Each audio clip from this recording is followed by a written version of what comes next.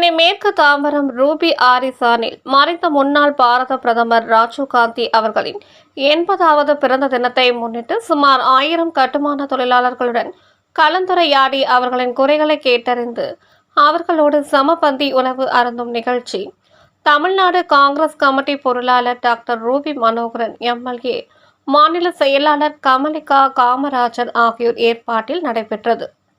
இந்நிகழ்ச்சியில் தமிழ்நாடு காங்கிரஸ் கமிட்டி தலைவர் செல்வ பெருந்தகை எம்எல்ஏ கலந்து கொண்டு சிறப்புரையாற்றினார். இந்நிகழ்ச்சியில் தமிழ்நாடு காங்கிரஸ் கமிட்டி முன்னாள் தலைவர் KV தங்கபாலு, மாநில நிர்வாகிகள் டி செல்வம், ராம் மோகன், மாவட்ட காங்கிரஸ் கமிட்டி தலைவர்கள், மாவட்ட நிர்வாகிகள், முன்னணி துணை அமைப்புகள் மற்றும் பிரிவுகளின் நிர்வாகிகள், மணிமங்கலம் ஊராட்சி மன்ற தலைவர் ஐயப்பன் உள்ளிட்ட பலர் கலந்து கொண்டனர்.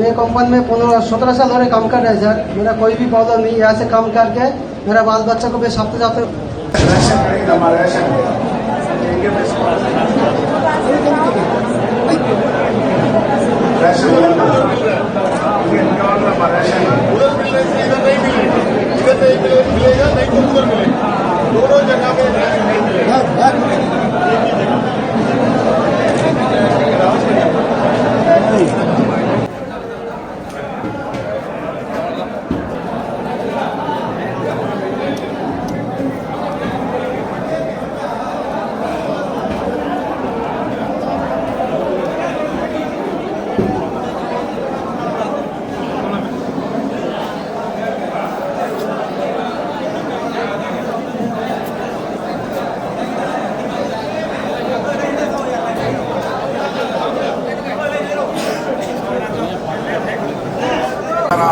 தொழிலாளர்களிடம் அவர்களுக்கு என்ன குறைகள் இருக்கின்றன என்பதை பற்றி காங்கிரஸ் கமிட்டி சார்பாக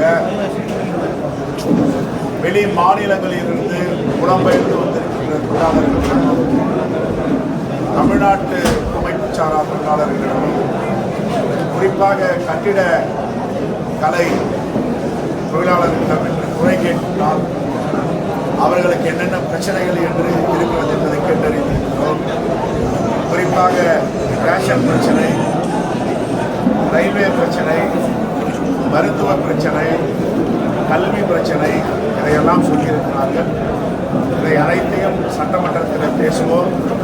அதிகாரிகளிடம் ஆலோசனை செய்து எங்கெங்கெல்லாம் வெளி மாநிலங்களிலிருந்து பெரிய அளவில் வேலையை செய்கிறார்களோ, பணியாற்றுகிறார்களோ, அவர்களுக்கு தேவையான வசதிகளை செய்து தருவதற்கு அரசு அதிகாரியிடம், தலைமைச் செயலாளரிடம் பாதிக்கிறது. இன்று அவர்களோடு சேர்ந்து மதிய உணவை அருந்திருக்கிறோம். தமிழ்நாடு காங்கிரஸ் கமிட்டி பொருளாளர் ஏற்பாடு செய்திருக்கிறார்.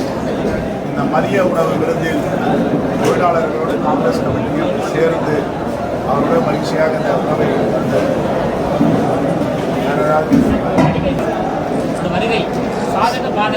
சிதைந்து சேதாரமாக இருக்கிற கட்சிகளுக்கு பாதிப்பு இருக்கிறது.